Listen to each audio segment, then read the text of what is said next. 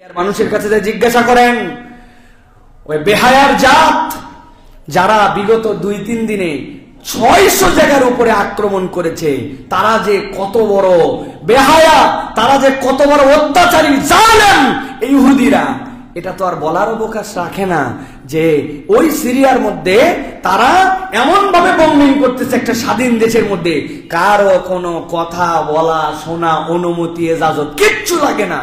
কিন্তু ওই সিদনায়া যে কারাগার ছিল, ওই কারাগারগুলো থেকে যেই মানুষগুলো বেরিয়েছে, যেই মানুষগুলো শরণার্থী হিসেবে অন্য দেশে ছিল, তাদের কাছে যে জিজ্ঞাসা করেন যে এই 50 বছরের পরে আপনার হৃদয়ের অনুভূতিটা কি?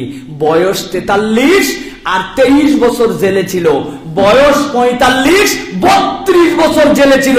19 বছর বয়সের মহিলা জেলের মধ্যে ঢুকেছে, তার সাথে অন্যায় আচরণ করে 2টা বাচ্চা পিতৃ পরিচয়হীন হিসাবে বের করা হয়েছে। ওরা জানে স্বাধীনতার দাম কি আর স্বাধীনতার মানে কি। এই জন্য প্রিয় ভাইয়েরা, আল্লাহ বলছেন কৃতজ্ঞ হও, কৃতজ্ঞ হও, আল্লাহ রাব্বুল আমিনের কৃতজ্ঞ হও।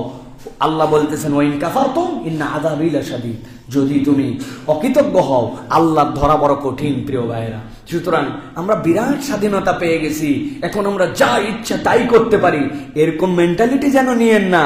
আল্লাহ রাব্বুল আমিন কার হাত দিয়ে কার গোলামির জিনজির আবার বানায় দিবেন। আপনি ভাষাই পড়তে পারেন নাই, আপনার জন্য একজনের মরণ হয়ে গেছে, কিন্তু আপনি হয়তো তার বন্ধুত্ব নিয়ে তার মুখের সামনে দাঁড়ায়ছিলেন, আপনি বুঝেনি নাই, আপনি বুঝেনি নাই। আমার কথাও এখন বুঝেন নাই, কথাটা একটু বুঝায়। এক ছেলের সাথে এক ছেলের বন্ধুত্ব, তো যে ছেলের বন্ধুত্ব সে চাইনিজ, আর যে ছেলের সাথে বন্ধুত্ব বাঙালি, এমনি এমনি একসাথে থাকতে চলতে ফিরতে খুব দোস্তালি হয়ে গেছে। এখন হঠাৎ করে ওই চাইনিজ ছেলেটা বিরাট মুমূর্ষ, এর বন্ধুত্বের কারণে ভাষা বোঝে না, কিন্তু দেশ ভিন্ন মোহব্বত করে। একদিন তাকে দেখতে গেছে, দেখতে যাওয়ার পরে তার মুখের সামনে যেই দাঁড়াইছে, দাঁড়ানোর পরে দেখে ওই চাইনিজ ছেলেটা 3 বার কি যেন একটা কথা জোরে জোরে বলে চোখ বড় করে এরপরে মরে গেছে।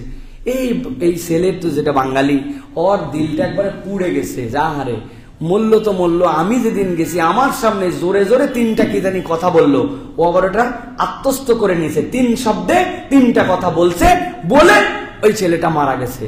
ও বাহিরে আসছে, আসার পরে খুঁজতেছে যে ভাই চাইনিজ ভাষা বুঝে কে? চাইনিজ একজন বলছে হ্যাঁ বুঝে। ওর কাছে গেছে, যাওয়ার পরে বলছে ভাই আমার দোস্ত মরে গেল, কিন্তু মরার সময় 3 বার জোরে জোরে এই কথা বলে তারপরে মরে গেল। আমি দেখতে গেলাম আর আমার সামনে মরলো, আমার থেকে দুঃখ বেদনা ব্যথা আর কারো নাই। বলছে কি বলছিল? যেই বলছে ওই কথা, বলছে কি বলছিল? বলছে হ্যাঁ এই কথাটা বলছিল। বলার পরে বলছে এটার মানে কি রে? এটার মানে বলতেছে যে দোস্ত তুই যখন দেখতে গেছিস, ওর তো অক্সিজেন নাকের মধ্যে লাগানো ছিল, যে পাইপটা অক্সিজেনের ছিল তুই পাইপের উপর খাড়াইছিলি। ওই বলছিল অক্সিজেনের পাইপের উপর থেকে সর, অক্সিজেনের পাইপের থেকে সর, অক্সিজেনের পাইপের উপর থেকে সর, 3 বার বলে আর অক্সিজেন সাপ্লাই পাই না, মরে গেছে। কি বুঝালাম? বুঝালাম আপনি যাকে বন্ধু ভাবতেছেন, কাছে ডাকতেছেন, আপন ভাবতেছেন, আপনি ওইটার ভাষা বোঝেন না এখনো। ও যে কোন ভাষায় আপনাকে নতুন গোলামির মধ্যে ফেলবে আপনি বুঝতে পারছেন না। এই জন্য সজাগ সচেতন ভাবে থাকতে হবে। ইসলাম হীন করার পায় তারা 50 বছর ধরে এই দেশে চলতেছে, এখনো বন্ধ হয় নাই। অতএব আমরা যদি সচেতন না হয়, আবার নতুন কোন ফ্যাসিজম আমাদের মাথা চাড়া দিয়ে আমাদের উপর বসতে পারে। ঠিক কিনা? সতর্ক থাকতে হবে আমাদের প্রিয় ভাইরা।